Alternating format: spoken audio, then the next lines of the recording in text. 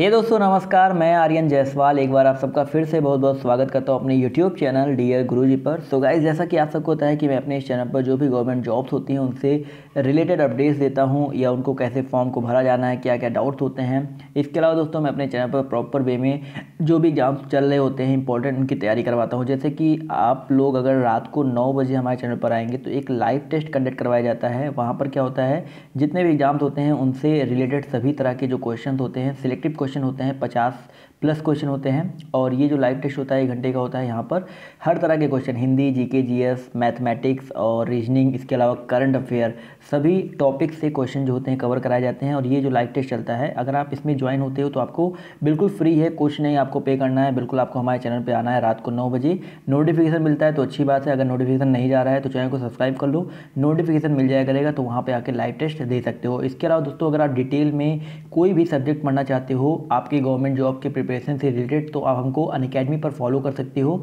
नीचे description box में एक लिंक दिया गया है अनअकैडमी प्रोफाइल का, वहाँ पर क्लिक करके हमको फॉलो कर सकते हो और हमारे द्वारा बनाई गई जो भी कोर्सेज हैं उनका फ़ायदा बिल्कुल फ्री में उठा सकते हो।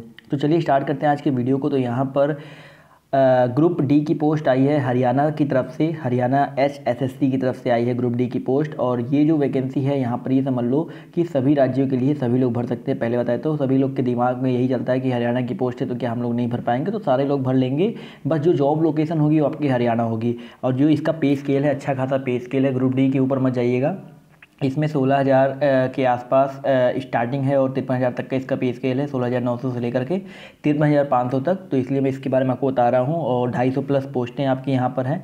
जनरल की 160 पोस्ट है, SC की। अभी मैं आपको सब डिटेल में बताऊँगा। तो यहाँ पर पहले जान लो भाई, डेट ऑफ पब्लिकेशन जो है आपका 5 मार्च 2019 है। इसके अलावा opening date for submission of online application है वो आपका 22 तारीख तक है भाई। 22 तारीख से ओपन स्टार्ट होगा। अभी पब्लिकेशन जो आया था ये 5 को आ गया था, लेकिन जो फॉर्म भरना स्टार्ट होगा वो आपका कब से स्टार्ट होगा भाई, 22 तारीख से स्टार्ट होगा। मैं आपको फिर एक बार नोटिफिकेशन के माध्यम से, टेलीग्राम के माध्यम से आपको प्रोवाइड करवा दूंगा। उसके बाद क्लोजिंग जो है आपका 22 अप्रैल है, मतलब 22 अप्रैल तक आप इस फॉर्म को भर सकते हैं। लेकिन आपके पास इसका मतलब ये है कि आपके पास बहुत सारा अभी टाइम है।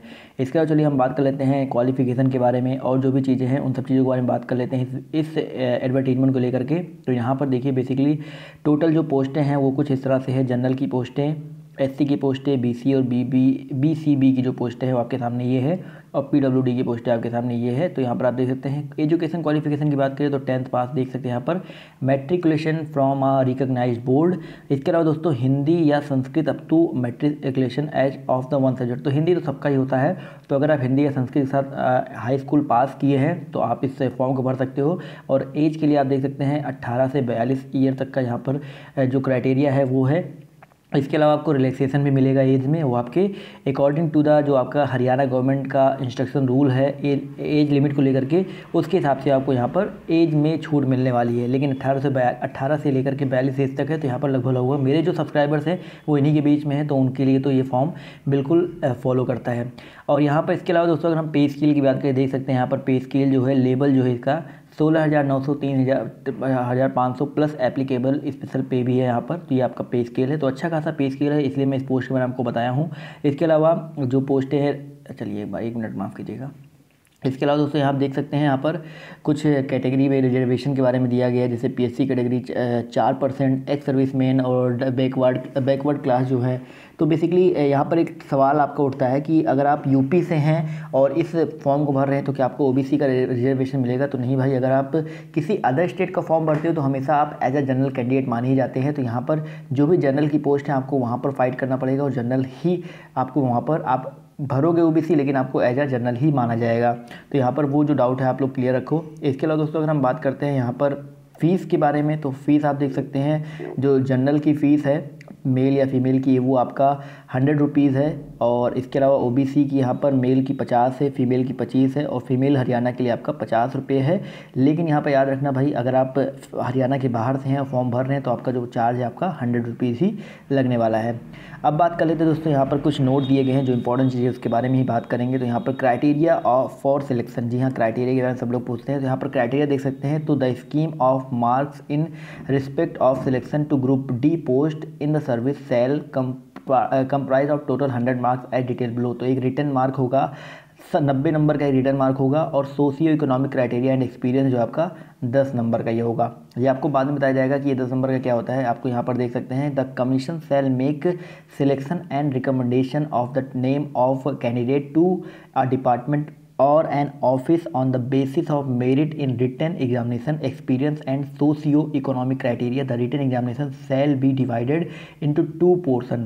तो 75% जो आपका वेटेज होगा वो आपका जनरल अवेयरनेस होगा, वहाँ पर रीजनिंग होगा, मैथ होगा, साइंस होगा, इंग्लिश आएगा, हिंदी आएगा, एज एप्लीकेबल, या इंग्लिश या हिंदी दोनों में से एज एप्लीकेबल है। और 25% जो वेटेज होगा आपका history, current affair, literature, geography, civics, environment, culture ETC of Haryana. तो हरियाणा आपका 25% जो है हरियाणा जीके से आने वाला है, और 75% आपका जो आने वाला है जनरल अवेयरनेस, आपका करंट अफेयर बेसिकली आप मान सकते हैं। जनरल अवेयरनेस में आपका जीके GS भी आता है। तो सब चीज़ें यहाँ पर ये आपका बेसिकली सिलेबस हो गया, ये दोनों चीज़ें।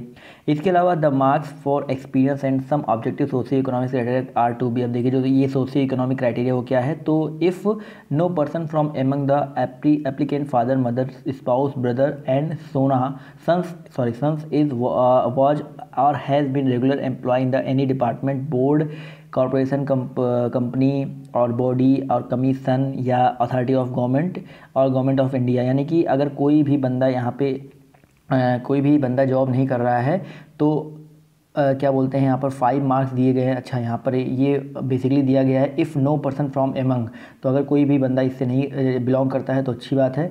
और इसके अलावा दोस्तों अगर कोई ऑर्फन है या विडो है तो उसको 5 नंबर मिलेंगे अलग से। इसके अलावा यहाँ पर देख सकते हैं, और इनके लिए भी यहाँ पर ये भी जो है उनको भी 5 नंबर मिलेगा एक्स्ट्रा। और जो ऑर्फन है और जो आपका विडो है, यानी कि अगर कोई अनाथ है और कोई विधवा है तो उसको भी 5 नंबर एक्स्ट्रा मिलेंगे। और if applicant belong to a such to denotified tribe, यानी कि अगर वो आदिवासी एरिया से बिलोंग करता है तो 5 नंबर उसको भी मिलने वाले। तो ये 3 चीज़ें थी, 5-5 नंबर उसको अलग से मिलने वाले हैं।